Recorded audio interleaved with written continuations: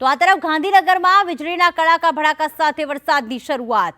ગાંધીનગરમાં વીજળીના લાઈવ દ્રશ્યો સામે આવ્યા। ગાંધીનગર શહેર અને ગ્રામ્ય વિસ્તારમાં ધોધમાર વરસાદની શરૂઆત થઈ ચૂકી છે।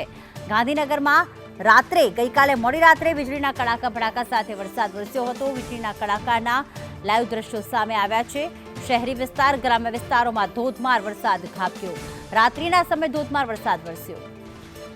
હિરણ અમારી સાથે જોડાઈ ગયા છે। હિરણ, ગાંધીનગરમાં મોડી રાતથી વરસાદની શરૂઆત અને વીજળીના લાઈવ દ્રશ્યો। હાલમાં ગાંધીનગરમાં વરસાદની કેવી પરિસ્થિતિ છે? કેટલા ઇંચ વરસાદ ગઈકાલ મોડી રાતે ખાબક્યો? અત્યારે હાલ સમગ્ર ગાંધીનગર જિલ્લામાં વાદળછાયા વાતાવરણ વચ્ચે વરસાદ નથી, પરંતુ ગઈકાલે મોડી રાત્રે લગભગ 12:30 વાગ્યા પછી સમગ્ર જિલ્લાની અને આસપાસના વિસ્તારોમાં જે પ્રકારે વરસાદ વરસ્યો છે તે જોતા કલોલ, માણસા અને દહેગામમાં 3 ઇંચથી લઈ અને 4 ઇંચ સુધીનો વરસાદ પડ્યો છે, જ્યારે ગાંધીનગર શહેરમાં 2 ઇંચ વરસાદ ગઈકાલે મોડી રાત્રે લગભગ 1.5 થી 2 કલાકની અંદર જ પડ્યો છે।